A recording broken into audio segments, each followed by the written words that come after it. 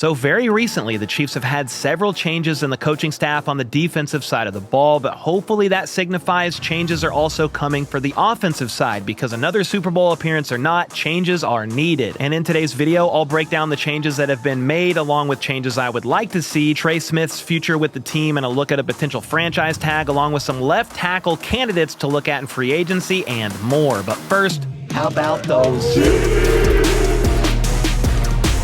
All right, first up, as we await to see if Travis Kelce is going to retire or play another year, we pretty much know when he will need to decide by, and then the Chiefs can either expect to have him on board for 2025 and therefore maybe even try to work on that $19.8 million cap hit, or they will know if they have nearly $17 million freed up in cap space to use elsewhere, maybe for a left tackle, but more on that later. Nate Taylor of The Athletic recently shared the team would like to know Travis Kelce's decision by or around March 14th, and that's because $11.5 million kicks in as a roster bonus that's due that day on March 14th. So if he's not going to play, knowing before then is definitely key. $11.5 million is far from pocket change after all, and Kelce is well aware of that. He's not going to leave the team hanging and will have his decision made before then, but at least we know the latest time we will find out about Kelce's plans for 2025. He said on his podcast Wednesday that he's going to take some time basically letting the dust of the Super Bowl loss settle first.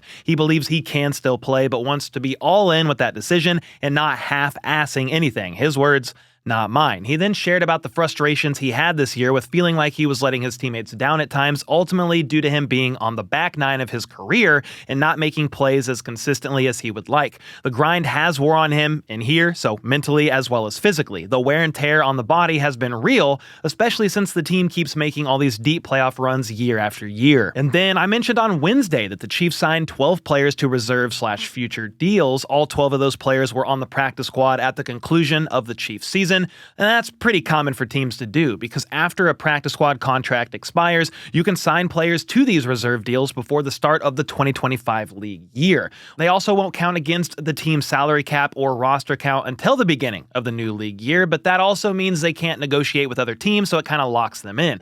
Well, they signed another player yesterday to one of these contracts, and that was running back Keontay Ingram, who also most recently was on the Chiefs practice squad. Before that, though, he was a 6th-round pick by the Cardinals and does have 21 games of NFL experience and is actually a guy, in my opinion, to watch, considering the only running back that will for sure be back on the roster this season is Isaiah Pacheco. Samaje Perine and Kareem Hunt are both free agents, and we won't know if either of these guys will return until mid-March when the new league year begins, or even months later via the second and maybe even third rounds of free agency. And that means as of right now, they have 50 players of their 90-man roster filled, and only 5 players that ended the season on the Chiefs practice squad currently remain unsigned, with those being linebackers Swayze Bozeman and Cole Christensen, cornerbacks Nick Jones and Steven Nelson, and also wide receiver Montrell Washington. And just before hitting export on this video, there is an update. 3 of the 5 guys that were available are now gone. Linebacker Swayze Bozeman signed with the Chicago Bears, and then defensive back Nick Jones and wide receiver Montrell Washington both actually signed with the New York Giants, so I wish all 3 of them the best in their next chapter. Now, the new league year I keep talking about, it actually takes place on March 12th, and that's when unrestricted free agents can sign contracts with their next team or re-sign to the last team they played for.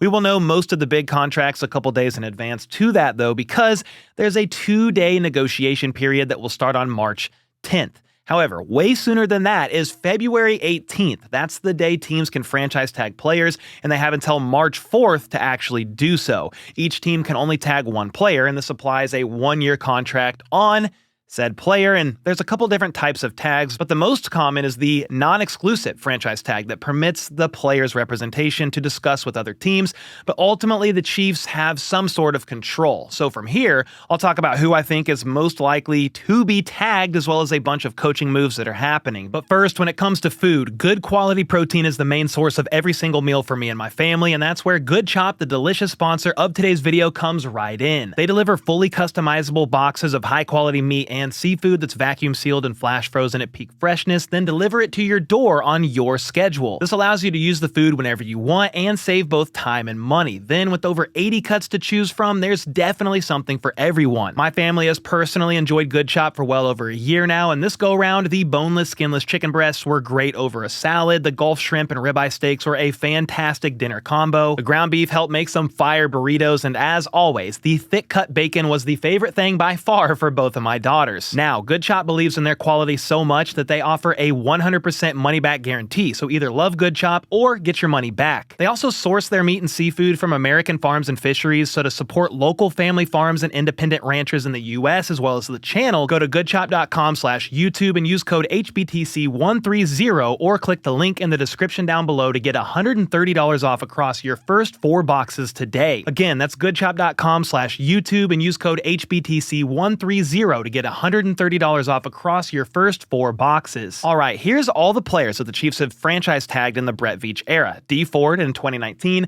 Chris Jones in 2020, Orlando Brown Jr. in 2021, and then most recently, cornerback L'Jarius Sneed in 2024 before trading him to the Titans for that now coveted 3rd-round pick. So who, if anyone, could the Chiefs franchise tag this year? Well, the 3 biggest free agents to me are Trey Smith, Nick Bolton, and Justin Reed, with the most likely of those 3 to get franchise tagged being Trey Smith. The reason why they could franchise tag Trey Smith is because he's going to have a big market in free agency. I mean, Fox Sports and a bunch of other places have him listed as the number 2 available free agent of everybody out there. That's regardless of position, and this could allow them to get something more. If you tag Trey Smith, this could allow them to get something more than maybe a 3rd-round compensatory pick if he just walks in free agency and signs elsewhere. This could also allow the team more time to negotiate a long-term deal with Trey without the worry of another team being able to sign him and basically take him away. In order to even tag Trey Smith or any other player at all, though, KC needs to free up more cap space because they reportedly only have around $5 million at this point in time. Meanwhile, the franchise tag will cost somewhere around $25 million for Trey Smith. Top of guard market money is $21 million APY, but the franchise tag is based upon the top 5 salaries at each position group, and this includes, for the franchise tag, the entire offensive line. Well, this obviously hikes up the price because offensive tackles typically get paid way more, so we shall see what ends up happening here. The Chiefs either let Trey Smith just walk into free agency, where he will most likely reset the guard market, and if so, very well deserved. Very happy for him, all that stuff to be clear. Or maybe the Chiefs opt to franchise tag him and work out a long-term deal with no intentions of actually ending with that $25 million cap hit.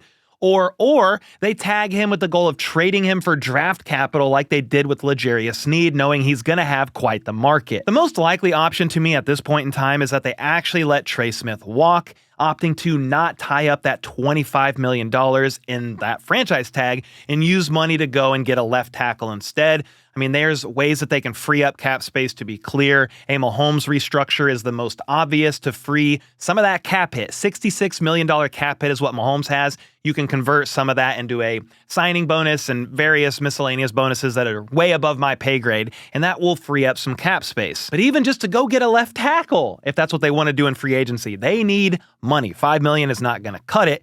And if you look at the draft, the Chiefs have only taken 4 tackles in the NFL draft over the last decade, and a guard is in theory easier to fill via players already rostered or in the draft compared to a tackle. It gets even more difficult to find a starting caliber tackle in the draft at the end of the first round as it is, so if they want someone, they would definitely have to go up and get him.